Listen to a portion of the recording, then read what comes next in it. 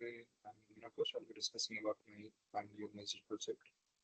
Basically, that is on comprehensive study of various object detection model for PCB fault detection. Uh, okay, so I'm doing my final year major project in the BTech Computer Science and specializing in AI under the guidance of Mr. Anand. So this is the table of contents. As I said, my title is Comprehensive Study of Various Object Detection Models, PCB fault detections. The table of contents, objective introduction, literature survey, clear descriptions, finding, feature source, and conclusion. Now, objective of this project is to explore and compare various object detections models, basically that are implemented in order to identify the PCB faults and identify the defects in them. So basically, this is an introduction in which we are discussing about some of the models which are used in this object detections, majorly from the YOLO family, that is YOLO V5, V8, and the improvisement of those image models. Apart from this, we have passed RCNN, improvised with GARPM and shuffled in V2. Also, we have a DET and everyone. These are the literature survey we did. We have studied some of the models that has already been worked upon, and these are the accuracy metrics. These are the advantages and limitations with this, and if improvisements are made. Okay, so the accuracy metrics I used here is basically MAP, that is a mean precisions. So this is everything about the literature survey part.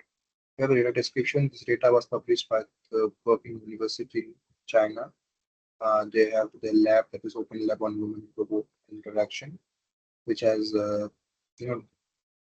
published this data set of PCB defects. Basically, there are 6 class of defects: missing more, mouse byte, short circuit, screw, and spurious copper. So the total number of images initially was 692, and after some imitation techniques, we had come across with 9920 and 508 images in the training and test respectively. That the key findings. We have seen that most of the PCB data are in this Pascal VOC format with XML annotations.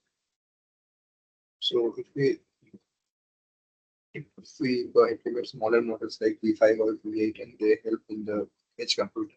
And however, with adding improvisements like transformers and all, this requires more amount of training time and high GPU memory, everything. So small defects, again, in the third part, you can find out that small defects are hard to detect due to the limited mental informations, which are selection cost to need to implement much more detailed analysis, which need to implement much more detailed model for those reasons. And the final one, as I mentioned before, most of the cases, MAP, that is mean average precision, is used because it gives it is used as an accuracy metric because it gives high comprehensive evaluation metric of the models accuracy and performance in detecting the objects and classifying them.